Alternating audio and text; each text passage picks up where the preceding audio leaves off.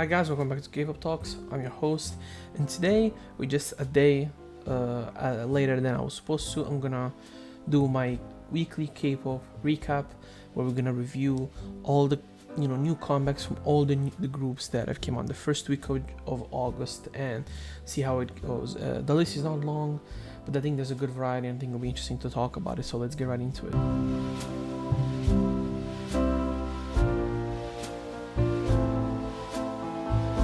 First artist is New Jeans with Cookie. I really like this song. I like the vibe. I like the production.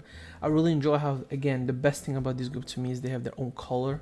It's obvious that the company is really pushing this idea, at least, of them having a specific sound, a specific style. They're not trying to trend chase in any way.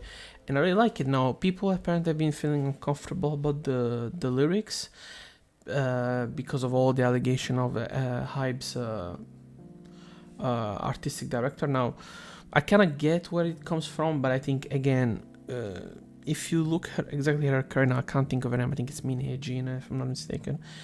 Like, she has done so many different concepts in her career that, if you're just gonna focus on FX first debut, or maybe a shiny comeback 1 or 2 and this one, she has done Monster for EXO, she has done Overdose, she has done Red Light, she's done, I think, every FX concept. So it's not like every FX concept even has a hint of this supposed to be Lolita style. But my issue is not just about this Lolita style, because I don't have an issue with it. I think it's not even visible in New Jeans music, in my opinion. But even if you want to argue it in any way, it's a style, the same way it is goth, the same way it is metal, the same way it is this. And specifically, if you know anything about Japan, I mean, they invented that style. There's an entire theme called, for example, Goth Lolita, that is around that. So if that's what she's into, I don't think nobody should care about that. But the issue is when we start talking about pedophilia. I mean, the fact that people are even accusing her of being a pedophile, I think that's very dangerous. I mean, she started to look a lot of young people, and to put a label on somebody, it's not something you should do randomly. So to me, the way I see it is, unless people are 100% sure, they shouldn't throw labels. And apparently, as of today, she's been putting some worrying things on Instagram. So hopefully she doesn't do something stupid, because I think that'd be really bad. And again, it would just be based on allegations, which, again, it's the death of this world, in my opinion. Regardless of that, the song is pretty good, and I think it's really enjoyable. Go check it out. Next, you have Kepler with Wing Wing. I enjoyed it. I think this is a good comic from them. Definitely enjoyed it more than the stuff they've done before. It's completely different, and it feels a little bit that at least the impression is everybody's enjoying themselves a little bit more. The song, I think, fits the members and their image way more, and it's enjoyable. It's an enjoyable summer track in every way. Is it the most original thing they've done? No, but I think, again, if this is something as a base they want to use to keep going and do other things in the future, they definitely should, because it fits them pretty well, in my opinion. Next, we have one of the best rappers, I think, Korea, Kid Millie with Benzo. This is just a good song, fast, aggressive. I mean, Kid Millie has done really good for himself, I think. These last 2 years or so, he has been really consistent. He seems focused. He's not doing bullshit anymore. It seems like he's really focused on his music. And yeah, quality content with everybody he has worked with this year, I think, has been really good. So I just have nothing to congratulate him. It's just a very good hip-hop track, in my opinion, in every way. Next, we have Yena with Smartphone. This is, I think, a really good comeback as well. Really fun. Follows the same theme as her debut, Smile. There's nothing here coming out as weird. I think it all fits very well with her. And I think, you have to give credit to, their company for really understanding who she is as an artist. They haven't trying to push this image on her that doesn't work on who she is. And it fits her. She seems happy while she's doing it. The cute image, the more cutesy stuff really works well with her. The more happy go vibe songs, they really work. The colorful videos, they should keep doing it. As long as she wants to do it, they should. And I think it really makes her stand out compared to others, in my opinion, in a positive manner. I really enjoy this track. There isn't anything I have to complain about. It's as good as the original, but maybe the original, I feel like the feature really added something a little bit more interesting in there, but the quality of the song is always there. Next, a Japanese artist that I really enjoy, Reol with Agitate. This is a pretty good song. Personally, I found it to be a pretty good song. I mean, Reol has been in recent 6 months releasing a little bit more and more music because I expect she's gonna release an album by the end of the year. But yeah, it's great, like EDM, aggressive, like club songs, and she's been doing this out for years, and she's dominated. She fused very well with these elements of these EDM elements with more classic, traditional Japanese elements. She's always done it. In this song, it's a little bit simpler, but it's a fun song. It's a fun song to listen to. I think some people might even get addicted to it because it's quite catchy. It's a good song. Is it one of my favorite Rail songs ever? No, but I think it's a quality track, and I think maybe for people to listen to K-pop and want to listen to something a little bit different, it could be fun to try something completely the opposite of what you normally hear. So yeah. Next we have Girls' Generation with Forever One. The legends are back, the goats are back, and this is a really good song. I mean, of course, we're talking about SM. As I always say this, like, it's rare to hear bad music strictly from SM, and this is a quality track in my opinion in every way.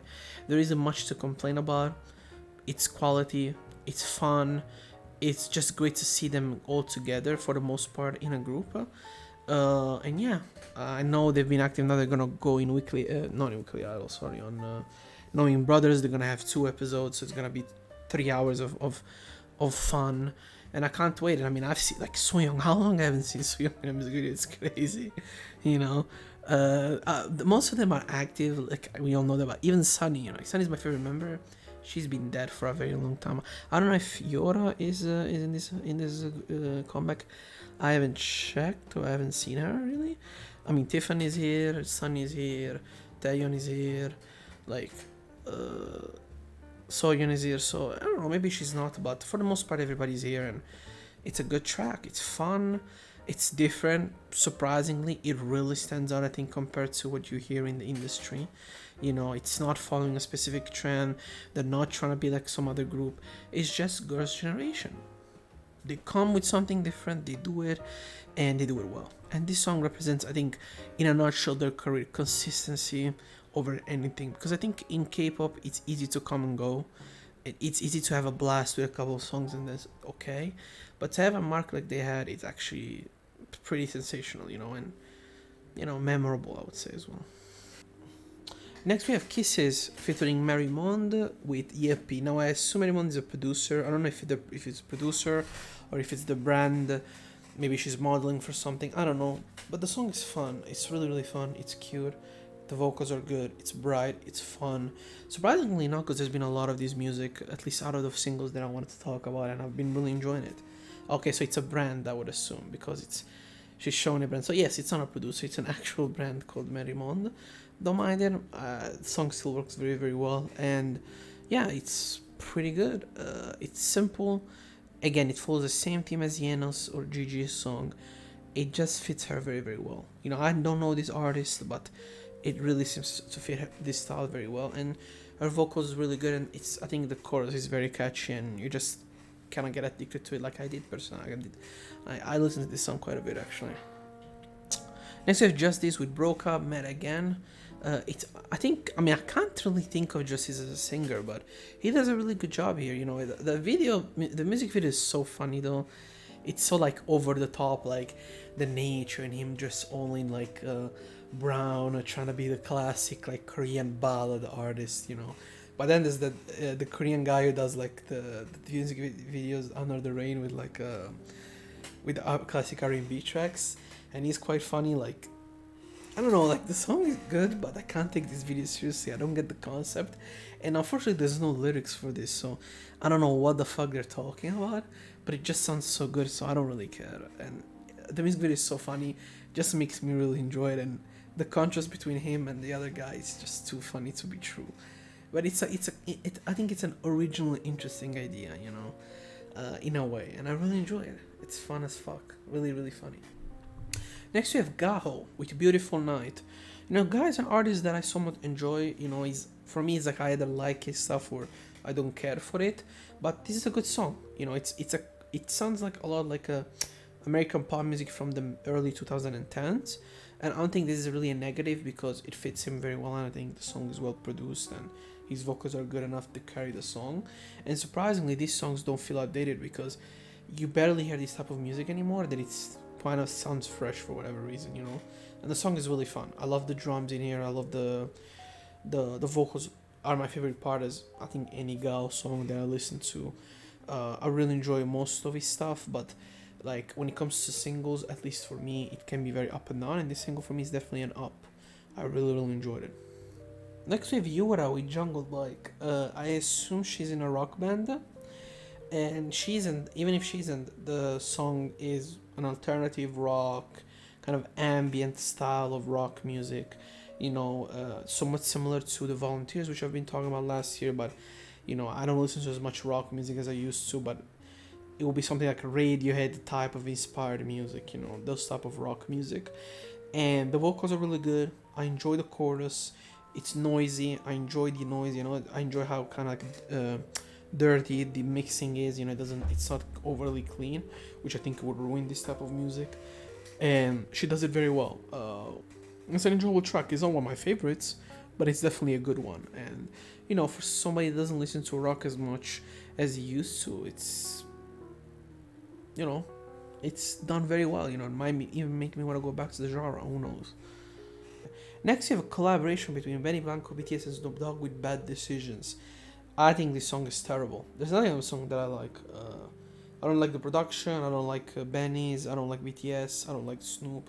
There's nothing on this song that I really like.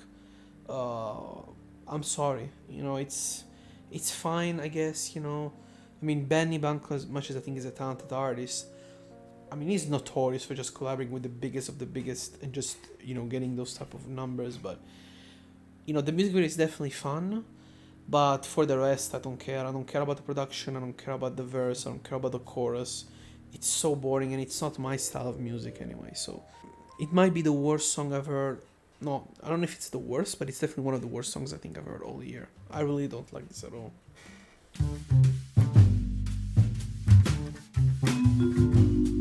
And this was it for the first part of the first week of August. I thought it was fine. There was a lot of cute music, a lot of good comebacks by female artists. Kind of weak on the boy groups and the individual artists in general. But I feel like those few songs that have came out already build up towards, I think, a pretty interesting second week of August already. And I think we're getting closer to, unfortunately, that Blackpink comeback that everybody's been waiting for. And it'll be interesting to see. Having said all of that, tell me what were your favorites and least favorite out of these ones, or the ones that have came out during the first 7-8 days of July. Well, I keep saying July. It's August. And let me know in the comments, and see you next video. Thank you very much.